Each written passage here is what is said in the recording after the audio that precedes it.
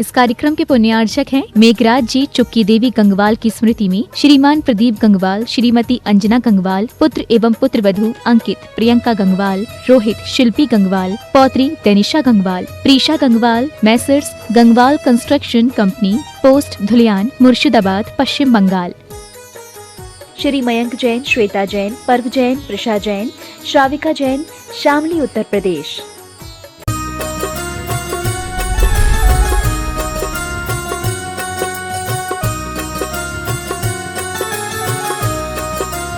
देवादिदेव गणायतन के जलालय के मूल नायक श्री चंदा प्रभु भगवान की जय जय जय। चिंतामणि पार्श्वनाथ भगवान की जय जय जय। संत शिरोमणि गुरुवराचार्य श्री विद्यासागर जी महाराज की जय जय जय। गुणायतन प्रणेता संघ का समाधान भावना युग प्रवर्तक प्रमाणिक संत जन जन के संत परम पूज्य मुनि श्री 108 प्रमाण सागर जी महाराज की। क्या मेरा क्या पाना है, कैसे हो मेरा उद्धार।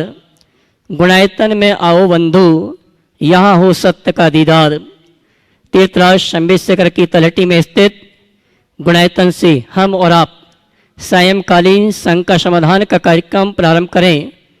उसके पूर्व पारस चैनल, जनवाणी चैनल और प्रमाणिक ऐप के माध्यम से जो श्रोता इस कार्यक्रम को देख सुन रहे हैं और यहाँ पर उपस्थित भारतवर्ष के समस्त श्रावक श्राविकाओं का गुणायतन और श्री सेवायतन परिवार हार्दिक अभिनंदन स्वागत करता है। और आइए चलते हैं प्रतिदिन की भांति पारस चैनल, जनवाणी चैनल, प्रमाणिक ऐप के श्रोताओं की ओर से और यहाँ पर उपस्थित समस्त श्रावक श्राविकाओं की ओर से परम पूज्य मुनिवर के श्री चरणों में नमन करते हुए आशीर्वाद प्राप्त करेंगे और निवेदन करेंगे संघ का समाधान के कार्यक्रम के लिए दोनों हाथ जोड़ लें। बोलेंगे हे मुनिवर नमोस्तु, हे गुरुवर नमोस्तु, हे मुनिवर नमोस्तु। और आइए गुरुवर के आशीर्वाद से हम और आप टीवी चैनल का बहुचर्चित संघ का समाधान का कार्यक्रम प्रारंभ करें। उसके पूर्व आज जिन्होंने गुणायतन से जुड़ने का अवसर सौभाग्य प्राप्त करते हुए अपने जीवन को स्वर्णिम रूप प्रदान किया है, उन सुधी श्रावक परिवारों के नामों की घोषणा कर रहा हूं। और यहाँ पर अगर वो परिवार उपस्थित हैं अपने स्थान में खड़े होकर गुरुवर का आशीर्वाद प्राप्त करेंगे और कैमरामैन इन सभी को कवर करेंगे। निर्माण निधि के रूप में गुणायतन से जुड़ने का अवसर प्राप्त किया श्रीमान विनय जी, श्रीमती मीराजन खंडवा अगर उपस्थित हैं अपने स्थान में खड़े होकर गुरुवर का आशीर्वाद प्राप्त करेंगे। निर्माण मित्र के रूप में श्री ऋषभ जी पुत्र राजीव कुमार, रफीगंज, औरंगाबाद बिहार अगर उपस्थित हैं तो अपने स्थान में खड़े होकर गुरुवंदना का सौभाग्य प्राप्त करेंगे। इसी क्रम में सूत्रधार के रूप में जिन्होंने जुड़ने का अवसर प्राप्त किया है श्रीमान वसंत कुमार जी, वेद कुमार जी, श्रीमती इंदु जी, श्रीमती निधि जी, बंगाली मार्केट दिल्ली अगर उपस्थित हैं तो अपने स्थान में खड़े होकर गुरुवंदना का सौभाग्य प्राप्त करेंगे और कैमरामैन इन सभी को कवर करेंगे। और आइए चलते हैं, मैं उन सुधी श्रावक परिवारों को मंच पर आमंत्रित करूंगा, वे आए और परम पूज्य मुनिवर के श्री चरण नमन करते हुए गुरुवंदना का सौभाग्य प्राप्त करेंगे और गुणायतन परिवार उनका सम्मान का कार्यक्रम संपन्न करेंगे। निर्माण शारती से सूत्रधार के रूप में जुड़ने का अवसर प्राप्त किया है डॉक्टर डीके जैन साहब, श्रीमती प्रतिभा जी, सौरभ अदिति जैन, पर्व जैन, विहाना जैन, जयपुर अगर उपस्थित हैं तो वे यहाँ मंच पर गुरुवर का आशीर्वाद प्राप्त करेंगे। डॉक्टर जेके जैन साहब, इसी क्रम में मैं आमंत्रित करूंगा जिन्होंने आज गुणायतन में गुणायतन ट्रस्टी के रूप में डॉक्टर जेके जैन साहब हमारे बीच उपस्थित हो रहे हैं और उनके सम्मान के लिए मैं आमंत्रित करूंगा और उनके सम्मान के लिए मैं आवाज दूंगा। हमारे गुणायतन के सीईओ साहब श्रीमान सुभाष जी वे आएंगे हमारे सम्मानी डॉक्टर डीके जैन साहब का गुणायतन परिवार की ओर से सम्मान का कार्यक्रम संपन्न करेंगे। और आइए जिन्होंने गुणायतन में गुणायतन ट्रस्टी के रूप में जुड़ने का सौभाग्य प्राप्त किया है मैं सम्मान सहित मंच पर आमंत्रित करूंगा, वे आएंगे और परम पूज्य मुनिवर के श्री चरण नमन करते हुए गुरुवंदना का सौभाग्य प्राप्त करेंगे और गुणायतन परिवार का सम्मान का कार्यक्रम संपन्न करेंगे। आप जोरदार ताली बजाकर इनका सम्मान करें। श्रीमान सतीश जी, सुमन जी, आशीष सुयल जी, मिश्का जी, नेहा विकास जी, स्वाति विकास जी पुणे हमारे बीच उपस्थित हैं जिन्होंने गुणायतन ट्रस्टी के रूप में गुणायतन से जुड़ने का अवसर सौभाग्य प्राप्त किया है, मैं सम्मान से आमंत्रित करूंगा वे आए और मैं चाहूंगा इनके सम्मान में जोरदार जोरदार ताली बजाकर का सम्मान करें। और इनके सम्मान के लिए मैं आमंत्रित करूंगा हमारे गुणायतन के ट्रस्टी इंदौर निवासी शरद जी अलका गंगवाल इंदौर, ये आएंगे हमारे सम्माननीय गुणायतन ट्रस्टी परिवार का सम्मान का कार्यक्रम संपन्न करेंगे। शरद जी अलका जी आ जावे, आइए और जोरदार ताली बजाकर का सम्मान करें। और इसी क्रम में गुणायतन से गुणायतन ट्रस्टी ग्रुप में जिन्होंने जुड़ने का अवसर प्राप्त किया है श्रीमान प्रकाश चंद जी, अनिता जी, अंकित, साक्षी जी, प्राची, कमल जी, प्राची, कृदय जैन, गाजियाबाद जो हमारे बीच उपस्थित नहीं है, मैं चाहूंगा उनके प्रातःकाल की वेला में गुरुवर का आशीर्वाद प्राप्त हुआ और उन्होंने भावना व्यक्त की और उनका आशीर्वाद फलित हुआ। हमारे बीच उपस्थित नहीं, मैं चाहूंगा उनके सम्मान में जोरदार तालियों बजाकर का सम्मान करें। और इसी क्रम में दीजिए इसी क्रम में आमंत्रित करूंगा कोलकाता निवासी श्रीमान वी के जैन साहब, वे आएंगे और परम पूज्य मुनिवर के श्री चरणों में नमन करते हुए गुरुवंदना का जनरल मैनेजर रेलवे कोलकाता हमारे बीच उपस्थित है, मैं चाहूंगा इनके सम्मान में जोरदार जोरदार ताली बजाकर इनका सम्मान करें। मैं सम्मान सहित वी के जैन साहब को पूरे परिवार के साथ आमंत्रित करता हूं, वे आए और इनके सम्मान के लिए मैं आमंत्रित करूंगा गुणायतन के ईसीओ साहब श्रीमान शिवाज जी और गुणायतन के प्रशासक महोदय श्रीमान सिद्धार्थ जी, वे आएंगे हमारे सम्मान वी के जैन साहब।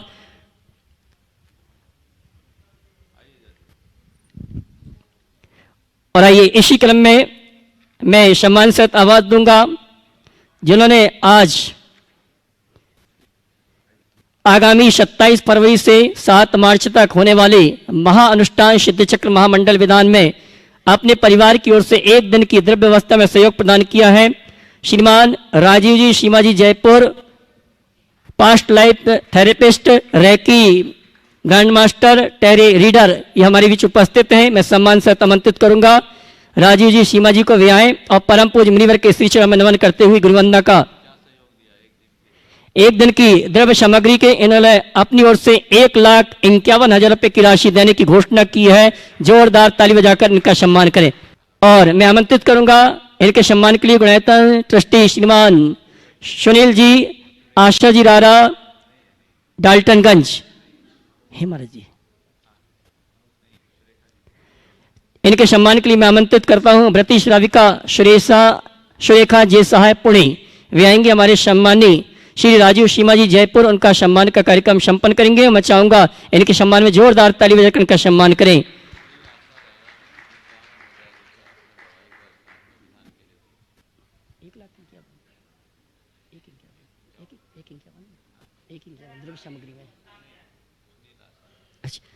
हाँ जी, सुनील जी, आशा जी, डाल्टनगंज, गुणायतन ट्रस्टी, इन्होंने विधान में 51,000 रुपए की राशि देने की घोषणा की। जोरदार ताली बजाकर इनका सम्मान करें।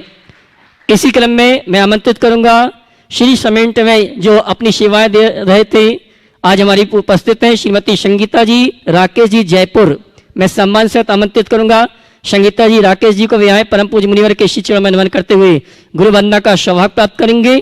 और उनके सम्मान के लिए मैं आमंत्रित करूंगा श्रीमान कपूर चंद जी जैन, संयोजक मेवाड़ हाड़ौती गुणायतन परिवार, आ जाएं।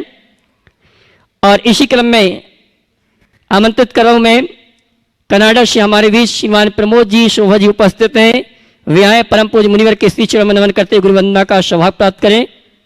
प्रमोद जी शोभा जी कनाडा, आइए।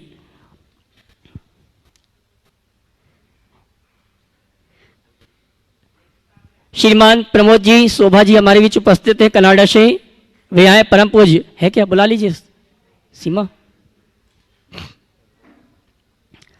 और आइए चलते हैं हम और आप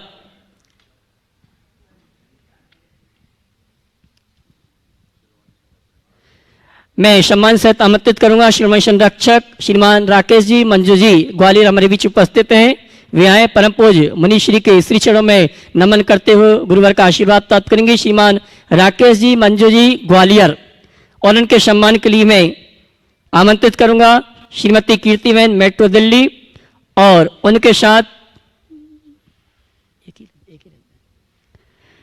श्रीमती कीर्ति बहन मेट्रो दिल्ली आए और हमारे श्रोमणी संरक्षक श्रीमान राकेश जी मंजू जी ग्वालियर उनका गुणायतन परिवार की ओर से सम्मान का कार्यक्रम संपन्न करेंगी और मैं चाहूंगा जोरदार ताली बजाकर इनका सम्मान करें। बंधु आइए, इस सम्मान का कार्यक्रम चल रहा है, उसके पूर्व आप सभी के लिए सूचना है, आगामी 27 फरवरी से 7 मार्च तक अद्भुत ऐतिहासिक अकल्पनीय प्रभावना के साथ तीर्थराज शंभी शिखर में सिद्धों की आराधना करने का सौभाग्य परम पूज मुनिवर श्री प्रमाण सागर जी महाराज के सानिध्य में हमें आपको प्राप्त हो रहा है। मंडल लगभग पूरे हो चुके हैं। सामान्य इंद्रदानी के कुछ पद शेष रह गए हैं, जिनके भाव बनते हैं कि 2 भाई 2 बहनें पति पत्नी या जोड़े के रूप में बैठने का सौभाग्य प्राप्त करना चाहते हैं। 51,000 रुपए की राशि निश्चित की गई है और इसके अलावा जो मंडल प्रन्याजक के रूप में यहाँ पर नहीं आ पा रहे हैं, सामान्य इंद्रदानी के रूप में यहाँ पर उपस्थित नहीं हो पा रहे हैं, उनके लिए 4 अवसर आपको दिए जा रहे हैं। 4 अवसरों के माध्यम से इस अनुष्ठान में आप घर बैठे जुड़ने का सौभाग्य प्राप्त कर सकते हैं।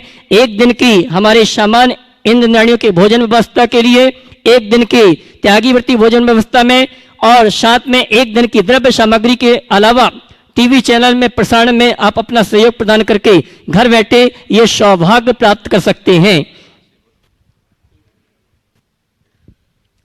1 दिन की द्रव्य सामग्री की राशि है मात्र 1,51,000 रुपया। 1 दिन की भोजन व्यवस्था के लिए 1,51,000 रुपया और साथ में त्यागी व्रती भोजन व्यवस्था के लिए 51,000 रुपये राशि है। और टीवी चैनल में 1 दिन के प्रसारण में अगर आप सहयोग प्रदान करना चाहते हैं और इन्हीं सभी अवसरों के लिए आप पारस चैनल, जिनवाणी चैनल, प्रमाणिक ऐप में जो नंबर चल रहे हैं उन नंबरों में संपर्क करके आप घर बैठे साथी से पुण्य का संचय कर सकते हैं। और आइए चलते हैं, इन्हीं सभी सूचनाओं के साथ हम और आप टीवी चैनल का बहुचर्चित शंका समाधान का कार्यक्रम प्रारंभ कर रहे हैं।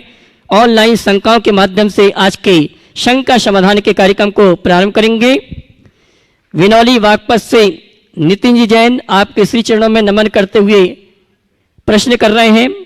महाराज श्री, जब हम अपनी कठिन से कठिन शंका आपके सामने रखते हैं तो हमें यह पूर्ण विश्वास होता है कि आपके द्वारा हमें एक संतुष्टि वाला समाधान जरूर मिलेगा। तो महाराज श्री, मेरी शंका यह है कि जैसा विश्वास हम आप पर करते हैं ऐसा विश्वास हम खुद पर कैसे करें, समाधान कीजिए। देखो, बहुत अच्छा सवाल है। कठिन से कठिन शंका रखते हैं इस विश्वास के साथ कि संतुष्टि परक समाधान मिलेगा।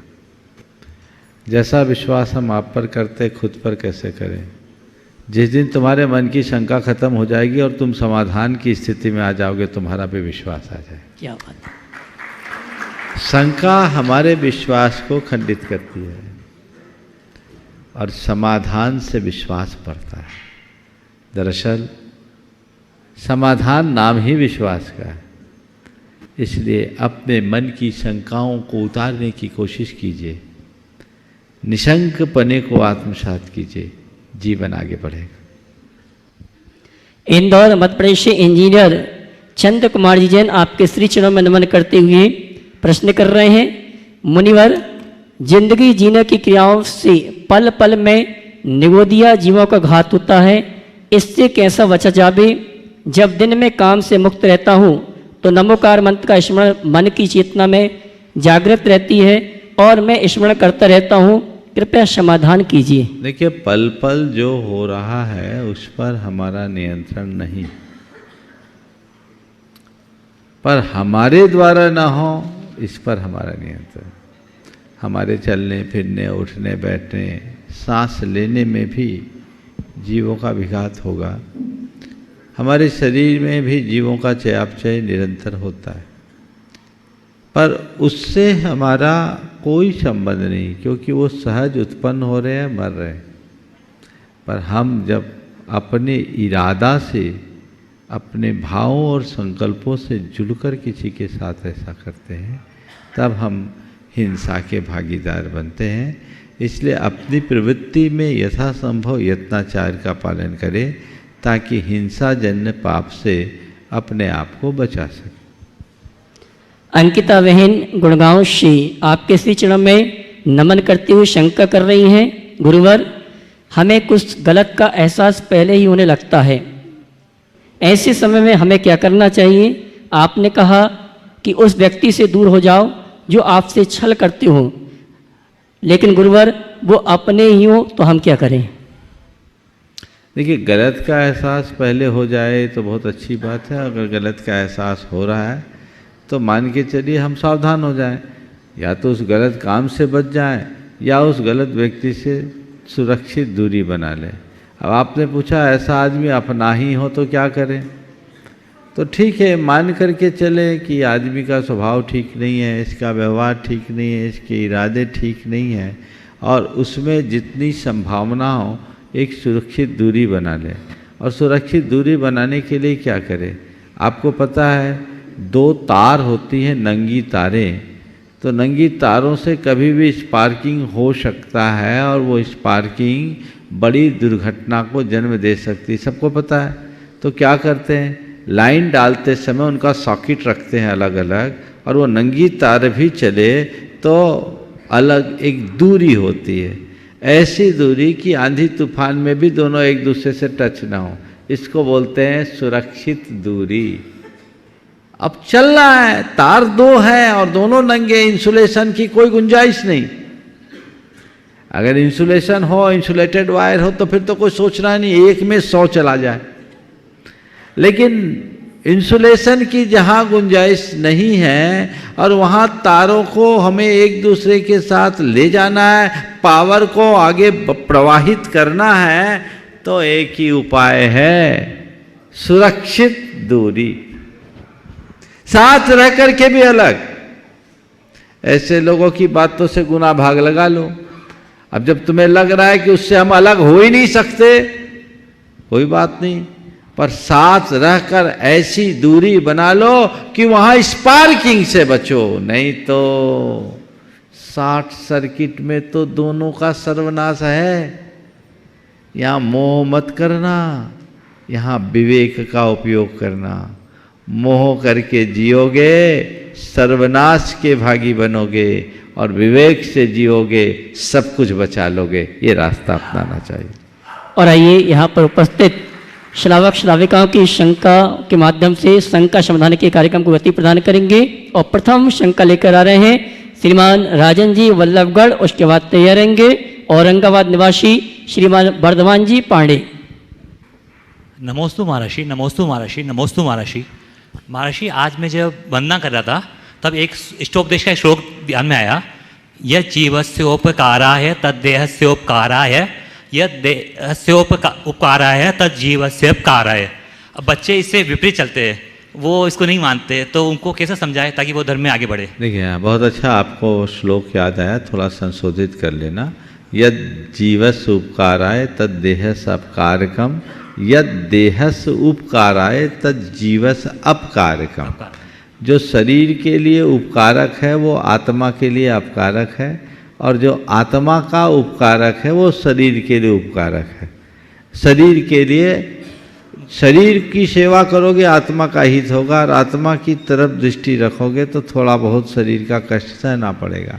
आपने पूछा बच्चे इसको नहीं मानते, पहले बच्चों को ये बात तो बिठाओ कि मैं आत्मा हूँ। उनको तो यही पता नहीं, उनको तो इतना ही पता है हम बच्चे हैं। तो बच्चों को जब हम तत्व ज्ञान दें तो धीरे धीरे बच्चे भी ये बातें मान सकते। नमस्ते। श्रीमान वर्धमान जी पांडे औरंगाबाद, उसके बाद तैयार रहेंगे श्रीमान अनिल जी, संतोष जी, हर्षिता जी भोपाल। गुरुदेव के चरणों में समस्त गुरुकुल परिवार एलोरा तथा तीर्थ संरक्षणी महाराष्ट्र प्रांत के ओर से कोटि कोटि नमन। साथ ही गुरुदेव गुणायतन 2 भावना योग ध्यान केंद्र एलोरा में निर्माण हो, इस हेतु आपके सेवा में निमंत्रण। गुरुदेव, प्रश्न यह है कि आमतौर पर सरकारी कामकाज में तो लेन देन बगैर काम नहीं होता, और जब हम तीर्थों का संरक्षण का सवाल आता है तो क्या हम सिद्धांतों के साथ समझौता करके काम करना, क्या ये उचित है? समाधान कीजिए गुरुदेव। यदि आपकी अनुमति हो तो मैं थोड़ा सा रेफरेंस देता हूँ इसका, ताकि मेरा जो प्रश्न है रेफरेंस न दो, मैं समझ गया। रेफरेंस का औचित नहीं, जरूर आप किसी न किसी को लपेटोगे। नहीं गुरुदेव, नहीं गुरुदेव, एलोरा का सवाल है। ठीक, मत करो उसको, मैं समझ गया। देखिए, सबसे पहली बात गुणायतन 2 की बात है। भाई हमने तो एक मॉडल खड़ा कर दिया, बहुत जल्दी इसकी शुरुआत होगी, लोग देखें। गुणायतन 2 नहीं, गुणायतन 20 भी हो सकता है, और बढ़ाते जाइए। आपका काम है इसे आगे बढ़ाने का। अब रहा सवाल धार्मिक संस्थानों के कार्यों को गति देने के लिए क्या सिद्धांतों को शिथिल करके काम करना उचित है? सिद्धांततः बिल्कुल अनुचित है, क्योंकि हम जिस सिद्धांत की पूजा करते हैं उसकी ही हत्या हो जाए तो ये अच्छी बात नहीं है। इसलिए मैं कह रहा हूँ सिद्धांततः अच्छी बात नहीं है। लेकिन आज आप लोगों ने जो सिस्टम बना रखा है उसके विषय में मैं क्या कहूँ। ये दुर्भाग्य है देश का कि आजकल कहीं भी ऊपर से वजन डाले बिना फाइल ही आगे नहीं बढ़ती। ये व्यवस्था धार्मिक क्षेत्र में तो होनी ही नहीं चाहिए। मैं तो कहता किसी क्षेत्र में नहीं होनी चाहिए, उसकी तरफ सावधानी रखना चाहिए। नमस्ते। श्रीमान अनिल जी, संतोष जी, हर्षिता जी भोपाल, उसके बाद तैयार रहेंगे गुणायतन ट्रस्टी श्रीमान सतीश सुमन जी पुणे। नमोस्तु महाराज जी, नमोस्तु नमोस्तु महाराज जी। सम्यक दर्शन के 8 अंग हम अपने जीवन में कैसे लाएं एवं दर्शन प्रतिमा में कौन सी नियम का पालन होना चाहिए? देखिए, सम्यक दर्शन के 8 अंगों को जीवन में लाने के लिए सतत सम्यक दर्शन की भावना भाई निभाना चाहिए। 8 अंगों के स्वरूप को चिंतन में लेना चाहिए। हम 8 अंग की पूरी व्याख्या करेंगे तो 8 दिन भी कम पड़ेंगे, लेकिन आपकी बात को मैं 1 मिनट में बता सकता हूँ। हम अपने शरीर के 8 अंगों पर ध्यान दें और शरीर के 8 अंगों की गतिविधियों पर ध्यान देंगे तो हमारा 8 अंग अपने आप पल जाएगा। हमारे शरीर के 8 अंग हैं 2 पैर, 2 हाथ, नितंब, पीठ, छाती और मस्तक। हमारे सम्यक दर्शन का पहला अंग है निशंकित अंग, अर्थात किसी प्रकार की शंका न करना, है ना। निष्कांक्षित अंग, किसी प्रकार की सांसारिक आकांक्षा नहीं रखना। निर्विचिकित्सा, ग्लानि, घृणा का भाव नहीं करना, गुणों में अनुराग रखना। और उपगुहन अंग, अमूढ़ दृष्टित, अपने मार्ग में स्थिर रहना, किसी के दबाव, लोभ, भय या प्रभाव से कुमार्ग की ओर न झुकना। उपगुहन अंग, अपने दोष और दूसरों के, अपने गुणों को और दूसरों के दोषों को ढांक कर रखना। स्थितिकरण, दूसरों को मार्ग से च्युत होता देखकर स्थिर करना, सहायता देना। वात्सल्य, अपने साधर्मी जनों के प्रति प्रीति और अनुराग रखना। और प्रभावना, जिन शासन के महात्मा को प्रकाशित करना। इन 8 अंगों की झलक हमारे शरीर के 8 अंगों में दिखती है। हम एक बार सड़क देख लेते हैं, दाहिना पैर बेखट के आगे बढ़ाते हैं, मन में कोई शंका होती? और जब दायां पैर बढ़ता है तो बायां पैर उसके पीछे जाता है, उसकी कोई वांछा होती? अपने शरीर से हम जितनी भी गंदगी है उसको साफ करते हैं, शरीर की गंदगी को बाएं हाथ का इस्तेमाल करते हैं। मन में कोई ग्लानि, घृणा होती? नहीं होती ना। अपने शरीर को पूरा अनावृत रखो, लेकिन लोक में नितंब को ढांक के रखा जाता है, उसे अनावृत नहीं रखते, उघाड़ते नहीं है। ये बात सही है? यही तो प्रारंभिक 5 अंग है। एक बार मार्ग देख लो, कोई शंका नहीं करो, ये निशंकित। जब भी दायां पैर बढ़ाओ, देखो मेरे मन में मोक्ष मार्ग के प्रति कोई शंका तो नहीं है। बाएं पैर की गतिविधियों के साथ देखो मेरे अंदर कोई भौतिक आकांक्षाएं तो ज़्यादा नहीं पनप रही है। बाएं हाथ का इस्तेमाल करो, अभी मेरे मन में ग्लानि नहीं तो किसी धर्मात्मा से घृणा तो नहीं है। और दाहिना हाथ, जब कोई बात हम फुल कॉन्फिडेंस के साथ बोलते हैं, ठोक के कहते हैं ये तो ऐसा ही है ना। यही तो अमूढ़ दृष्टित्व है, अपने आस्था से अविचलित रहना। उपगुहन, ढांकना, अपने नितंब प्रदेश को ढांक कर रखो।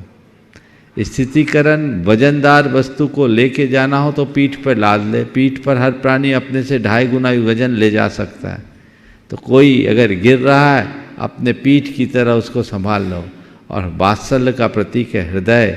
जब हम किसी के प्रति प्रेम से भरते, छाती से लगा लेते हैं। सम्यक दर्शन का हृदय हमारा वात्सल्य है, जिसे हमें बचा करके रखना है। सभी साधर्मी के प्रति वात्सल्य का भाव। और मस्तिष्क हमारे आन मान शान का प्रतीक है, इसे कभी झुकने नहीं देना। जिन शासन के गौरव और गरिमा को सदैव उच्च से उच्चतर बनाए रखने का संकल्प रखना, यही तो प्रभावना है। बस इन 8 अंगों को देखो, सम्यक दर्शन पुष्ट हो जाएगा। और आपने पूछा पहली प्रतिमा में क्या करना चाहिए? निर्दोष सम्यक दर्शन का पालन करो, गहित मिथ्यात्व का त्याग करो, नित्य देव दर्शन और यथासंभव आराधना जरूर करो। रात्रि में 4 प्रकार के आहार का परित्याग करो। मद्य मांस मधु का त्याग करके 5 अनुव्रतों का स्थूल अभ्यास करो।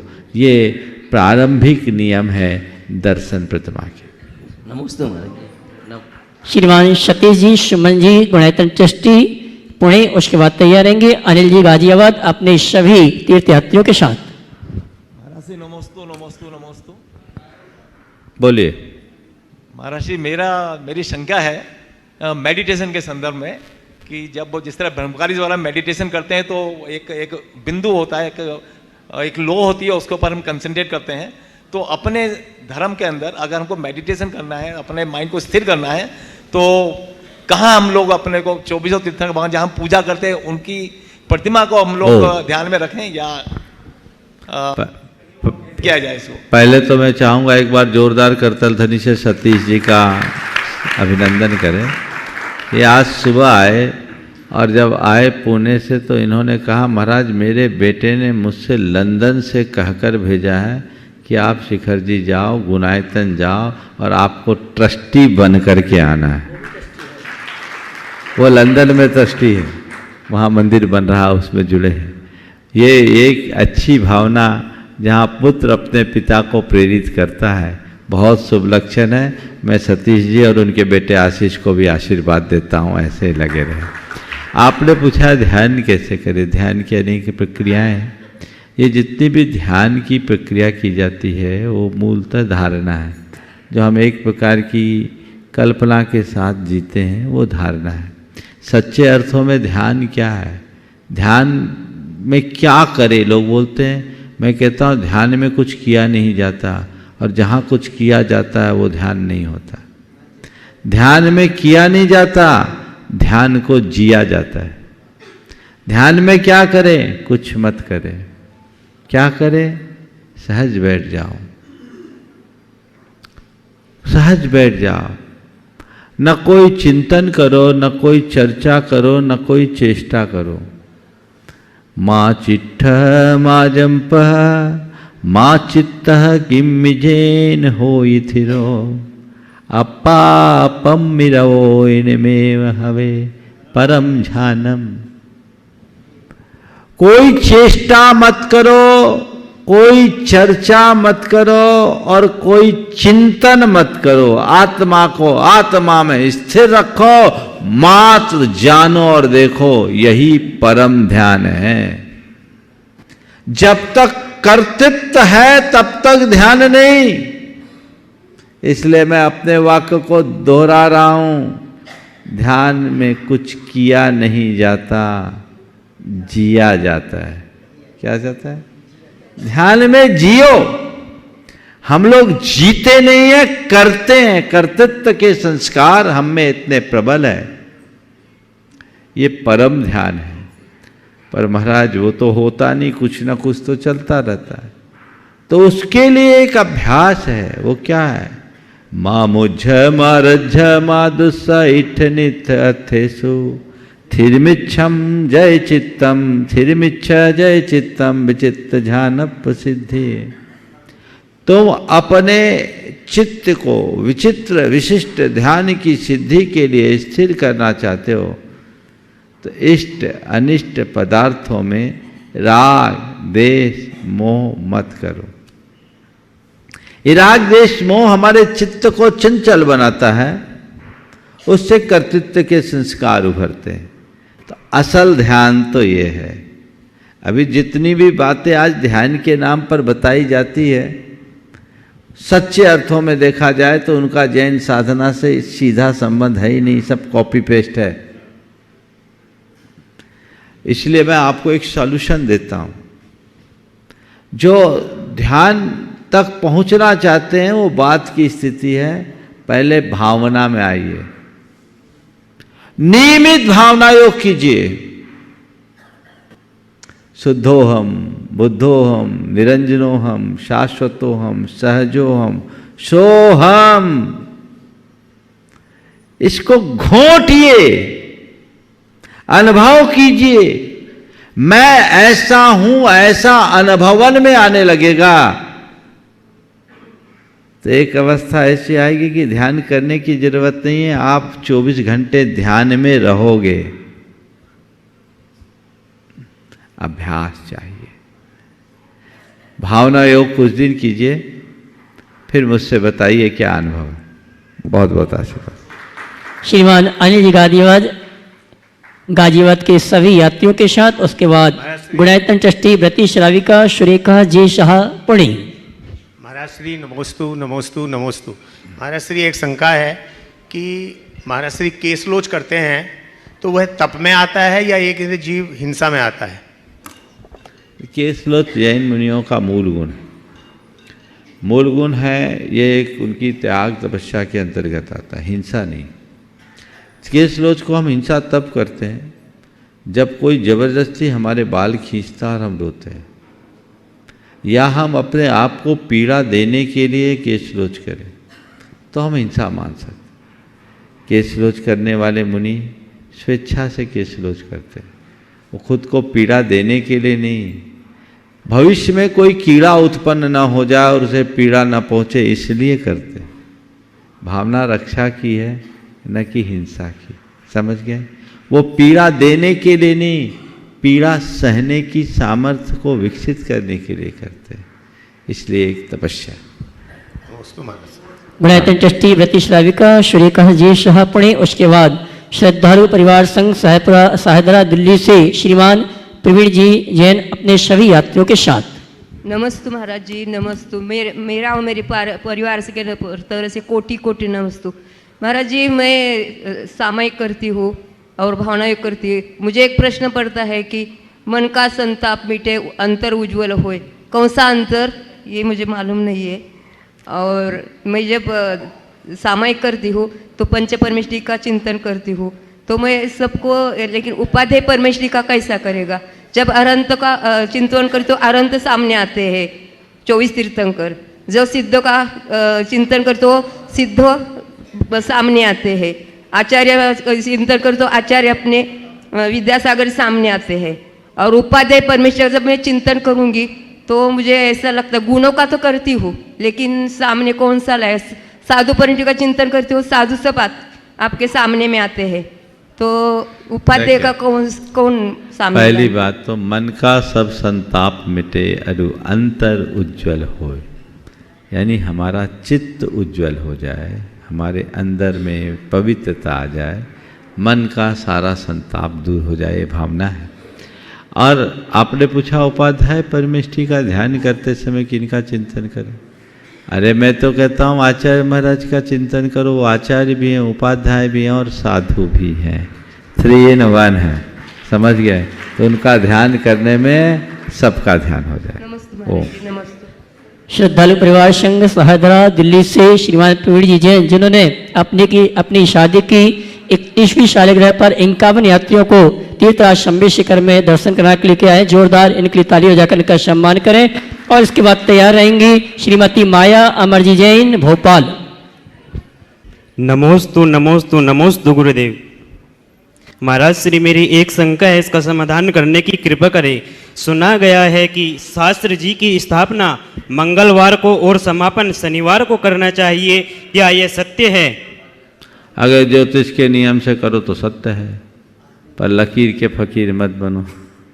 ठीक है। एक शंका और है महाराज श्री, रतन त्रय की पूजा 3 दिन तीनों पूजा करनी चाहिए या एक एक पूजा करके 3 दिन तक पूरी करनी चाहिए? अरे हम तो कहते हैं रत्नत्रय की पूजा 3 दिन ही पूरी जिंदगी करनी चाहिए, जब तक रत्नत्रय का फल न मिल जाए।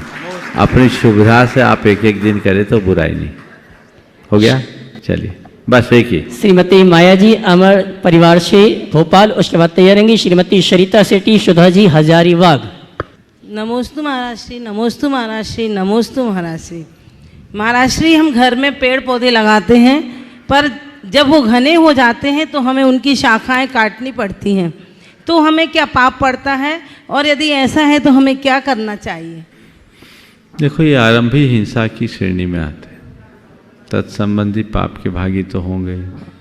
अब आप पूछो ऐसा है तो क्या करें, तो एक ही उपाय, ये सब लगाओ मत। लेकिन पर्यावरण की शुद्धि के लिए तो लगाना पड़ता है। जैसे भोजन करते हो उसमें भी बहुत कुछ करना पड़ता है, अपने विवेक का प्रयोग करें। नमोस्तु महाराज श्री। श्रीमती सरिता सेठी जी सुधा जी हजारीबाग, उसके बाद तैयार रहेंगे श्रीमान राजीव सीमा जी जयपुर, श्रीमती संगीता जी राकेश जयपुर और प्रमोद जी शोभा जी कनाडा एक साथ। नमोस्तु महाराज श्री, नमोस्तु महाराज श्री, नमोस्तु महाराज श्री। महाराज श्री, मेरी शंका है कि कोई भी जैसे जीव गर्भ में आता है तो शरीर और आत्मा दोनों ही मिलके विकसित होता है, और बाहर भी आता है तो शरीर और आत्मा दोनों रहता है। जब मृत्यु होती है तो शरीर यहीं छोड़ देता है और आत्मा के लिए चली जाती है, ऐसा क्यों?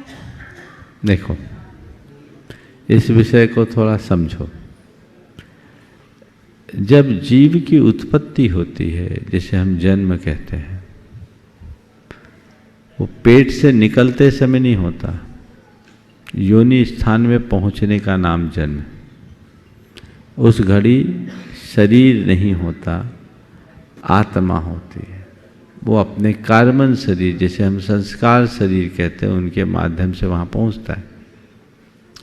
आत्मा खुद जाकर वहाँ शरीर निर्माण की प्रक्रिया को प्रारंभ करता है।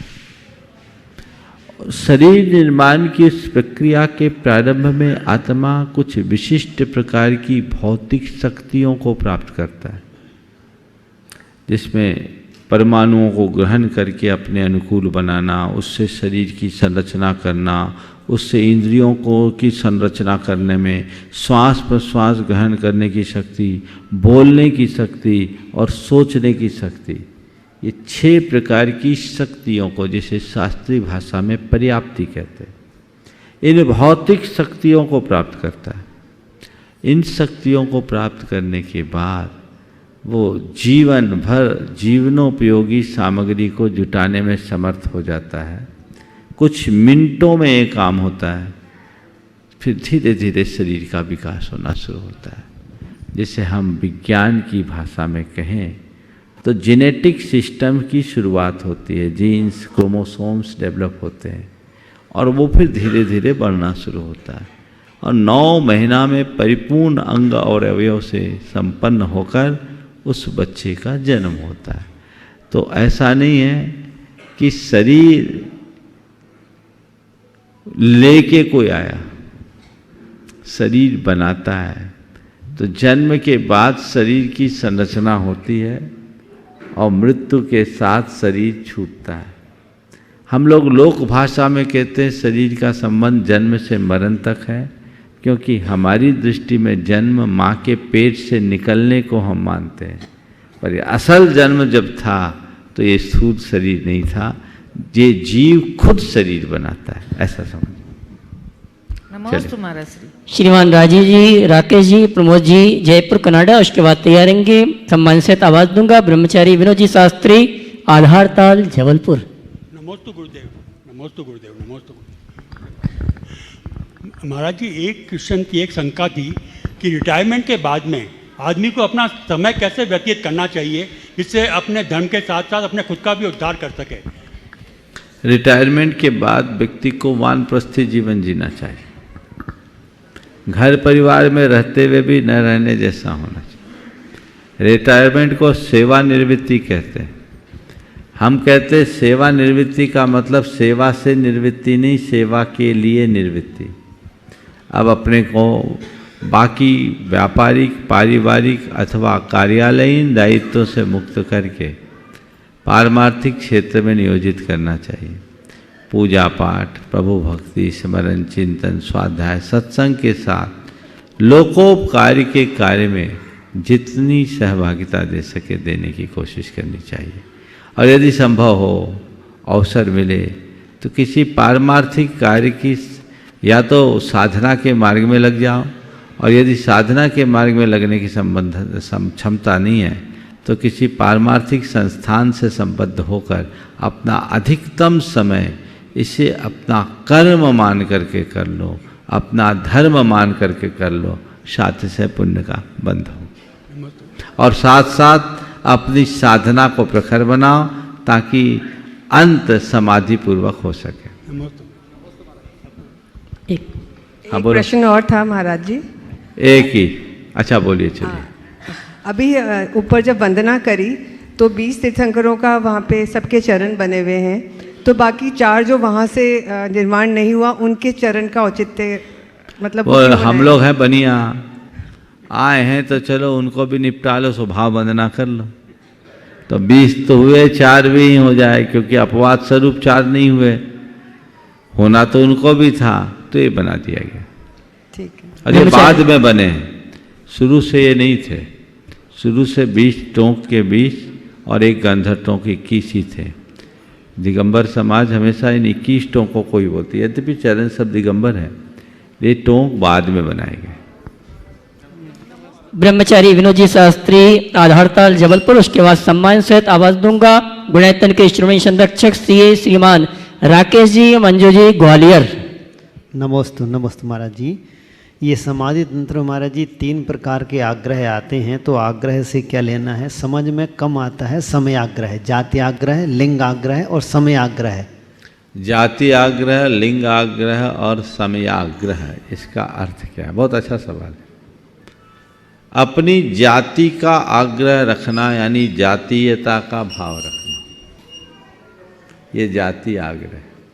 लिंग आग्रह यानी साधु बन गए तो अपने भेष का आग्रह रखना, उसका अभिमान करना।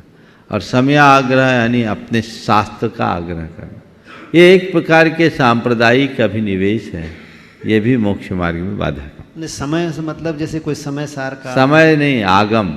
समय मतलब आगम, किसी एक अंगम। जैसे आप जैन हो तो बस जैन समय का ही आग्रह, जो सच है सो यही है, बाकी सब झूठे। ये आग्रह, सांप्रदायिक अभिनिवेश हमारे मार्ग में बाधा है।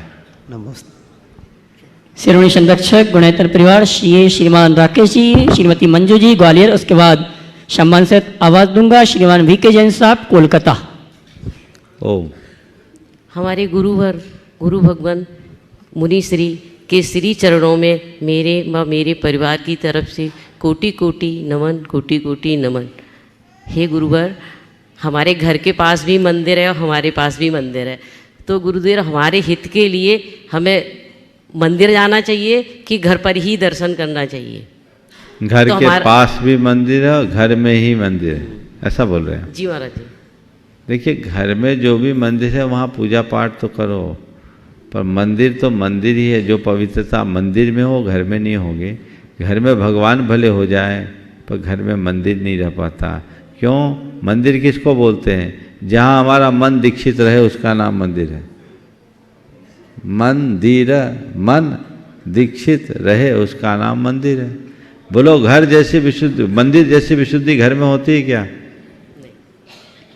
इसलिए मंदिर का काम तो केवल मंदिर में ही अच्छा लगता है।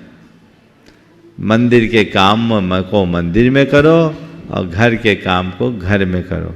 घर में यदि मंदिर विराजमान है तो आप घर के में मंदिर जैसी पवित्रता रखते हुए यथासंभव अपना अनुष्ठान जरूर करो।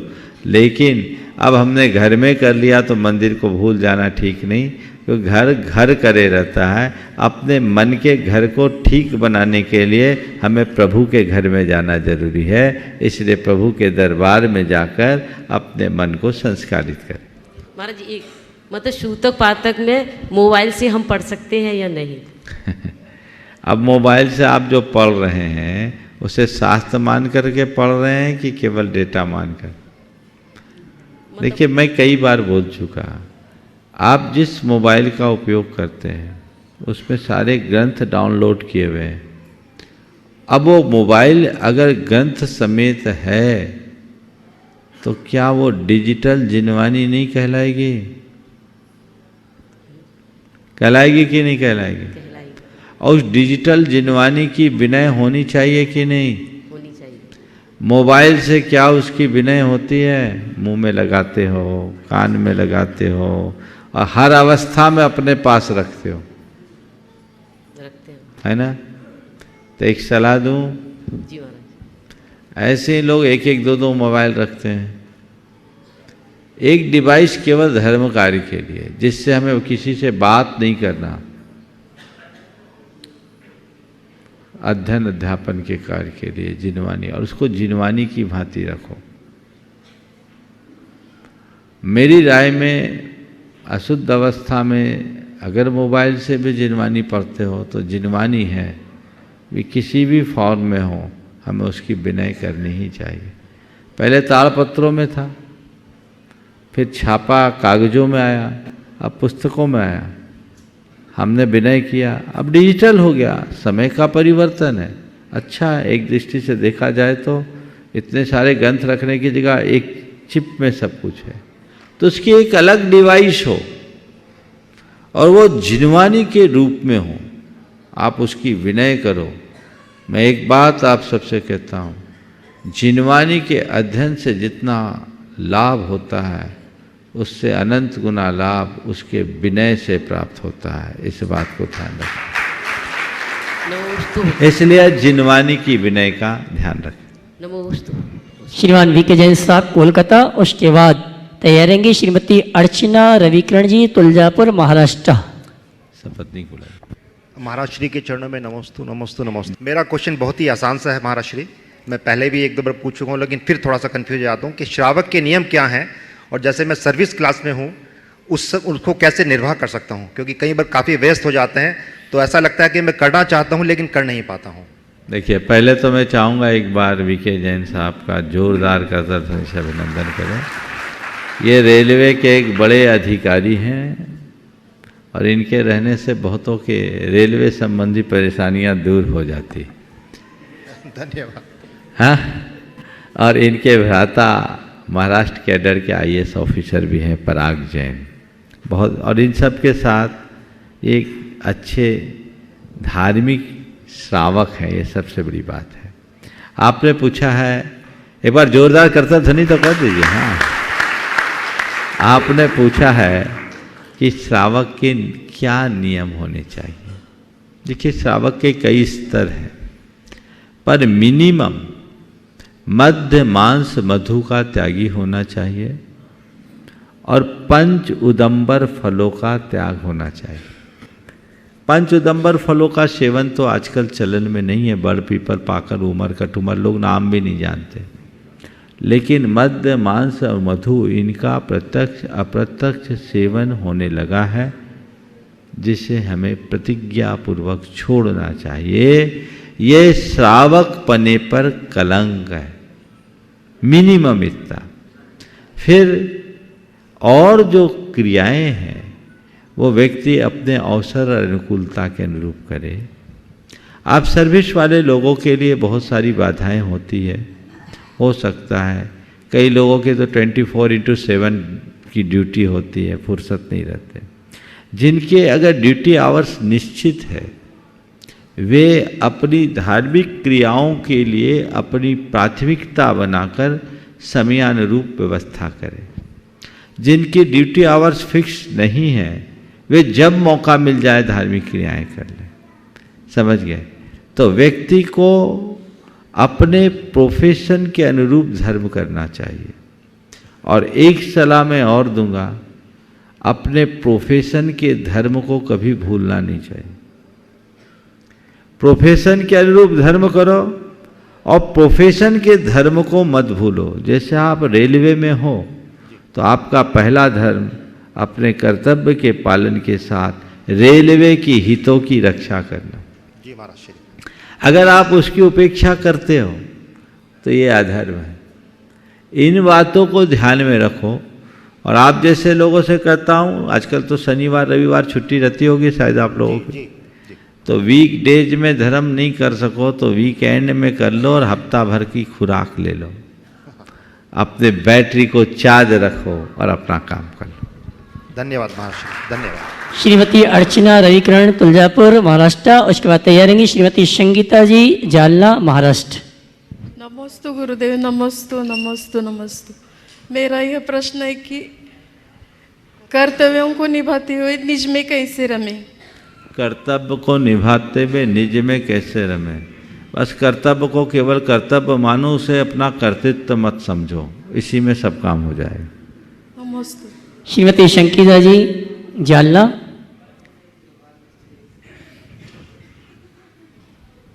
नमस्तु महाराज जी, नमस्तु नमस्तु। महाराज जी, मेरा प्रश्न यह है कि वितरागी भगवान का जब आप दर्शन लेते हैं तो उसके बाद में वो सरागी बन जाते हैं, तो अपने को मिथ्यात्व का दोष लगता है क्या? सबसे पहली बात, वितरागी भगवान को सरागी बनाना कौन सा धर्म है? बद्रीनाथ में चढ़ अष्टपद को जाके है ना हम। हाँ। पहले वितरागी भगवान थे वो, फिर हमने आदिनाथ भगवान का दर्शन कर लिया, बाद में उनको बद्रीनाथ बना दिया, इसीलिए हम बोले फिर हमको मिथ्यात्व का दोष लगेगा क्या? देखो, अब वहाँ की परंपरा है, वहाँ की परिपाटी है। बद्रीनाथ जिनालय को आप आदिनाथ बोलते हैं, अब वो तो बद्रीनाथ है, उनको उस रूप में पहले देखना। उन्होंने आदिनाथ भगवान जी बताए सवेरे 5:30 बजे बताया। हाँ, फिर अभिषेक करवाया, बोले तो पूरा अपने शांति धारा वैसे आदिनाथ बोल के बताया, बोल के बोले तो वो छुप के मारे ऐसा, फिर बाद में उनको बद्रीनाथ कराया ऐसा। अब देखिए, वो जो जहाँ की व्यवस्था उसके अनुरूप करना चाहिए, मन को समझाने की क्रियाएं, औचित्य नहीं। चलिए, वही मिथ्यात्व का दोष लगता हो। गुरुवार बहुत से लोगों की शंका है, आपके सानिध्य में पंचकर्णक होते हैं, बहुत से विधान होते हैं, लेकिन विधानों में प्रवचन तक आप सीमित रहते हैं और पंचकर्णक में जब तप कल्याण ज्ञान कल्याण की क्रिया होती है, प्रवचन होते हैं, उस समय आपका सानिध्य प्राप्त होता है। लेकिन सिद्ध चक्र महामंडल में ऐसी कौन सी विशेषता है कि जब तक सुबह से जब तक विधान संपन्न नहीं होता आपका सानिध्य प्राप्त होता रहता है? शंका का समाधान करें गुरुवार। देखो, अन्य जितने भी धार्मिक अनुष्ठान होता है ना, उसमें हमारा सानिध्य होता है, और सिद्ध चक्र विधान होता है, उसमें हमारी सहभागिता होती है। सानिध्य में तो ठीक है, उपस्थिति है, उपदेश दिया, प्रेरणा दी, काम हो गया, पर सिद्ध चक्र विधान में ऐसी अतिशय विशुद्धि है कि आनंद आता है। मुझे लगता है ये प्रभु आराधन का क्षण है, लोग आराधना कर रहे हैं, हम भी पूरी आराधना करें, इसलिए हम उसका एक मंत्र भी छोड़ना नहीं चाहते, नहीं छोड़ते। तो वो विधान हम कराते नहीं हैं, हम करते हैं। आपका विधान द्रव्य अर्पण करके, हमारा विधान भाव समर्पण से, हम भावों को समर्पित करते हैं। ये अनुभव की बात है। सिद्ध चक्र की आराधना जीवन की श्रेष्ठतम आराधना है, इससे उत्तम कोई दूसरी आराधना हो नहीं सकती। जहाँ परमात्मा के गुणों का इतना अतिशय विशिष्ट आराधन होता है, वो अपने आप में अद्भुत है। तो हम लोग करते हैं, हमें बहुत आनंद आता है। आप कहो भी तो हम, कई बार ये लोग बोलते हैं महाराज आहार का टाइम हो गया, हमारे आहार तो रोज करते हैं। ये तो हमारे सत्व की कमी है, नहीं तो उपवास पूर्वक 8 दिन की आराधना हो सिद्ध चक्र का। तो ये लाभ हमें लेना चाहिए और ऐसे अवसरों से कभी चूकना नहीं चाहिए। ये मौका इस बार तो आप लोगों को छूटती गाड़ी रुकी इसलिए मिल गया। कार्यक्रम निर्धारित होने के बाद स्थगित हुआ और फिर आप लोगों के भाग्य से मिल गया। हालांकि जो स्वरूप पहले निश्चित किया गया था वो स्वरूप तो संभव नहीं था, क्योंकि उसके लिए आवास आदि की सुविधाएं यहाँ सीमित थी। और आज मुझे जो कार्यालय से जानकारी मिली, जितनी व्यवस्था थी उतने नाम आ गए, उससे थोड़े ज़्यादा ही आ गए। जिनके भाग्य में अवसर था वो अवसर पा गए, बाकी जो रह गए वो रह गए। उनको यहाँ अवसर मिल जाए तो ठीक है, अभी भी छोड़ना नहीं, क्योंकि कईयों की आखिरी तक कैंसिल होती है। वो तो 26 तारीख तक गुंजाइश है। और इस बार तो आपने सकलीकरण भी नहीं कराया, कल ही करा दो कम से कम, कल सवेरे जितने लोग हैं, क्या कि किसी का अंतराय ना आए। कल प्रातःकाल प्रवचन के टाइम में जितने लोग सिद्ध चक्र विधान में बैठने वाले हैं उनको सूचना दिला दो कल और परसों के लिए वे संकल्पित हो जाएं, ताकि अभी 6 आज कितनी तारीख है, 20 है ना, तो एक हफ्ता में कोई अंतराय ना आए। तो जो यहाँ आकर के लाभ लेंगे वो लेंगे, बाकी लोग भी अपना नाम दे सकते हैं अगर मन बनता है, वेटिंग में उनको रखिए। और जो यहाँ ना आ पाए उनके लिए पारस चैनल और प्रमाणिक ऐप से ये सुविधा प्राप्त होगी, घर बैठे आप इस अवसर का लाभ ले सकते हैं।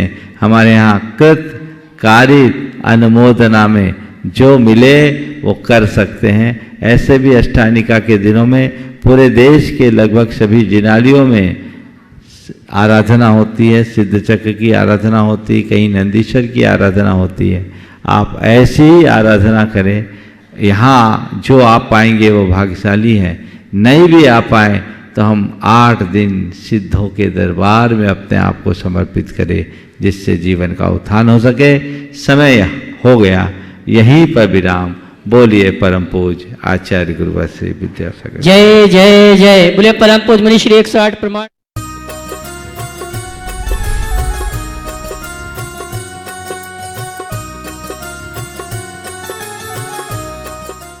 इस कार्यक्रम के पुण्यार्चक थे मेघराज जी चुक्की देवी गंगवाल की स्मृति में श्रीमान प्रदीप गंगवाल, श्रीमती अंजना गंगवाल, पुत्र एवं पुत्र वधू अंकित, प्रियंका गंगवाल, रोहित, शिल्पी गंगवाल, पौत्री Tanisha Gangwal, Preesha Gangwal, messrs Gangwal construction company, post Dhulian, Murshidabad, Paschim Bengal.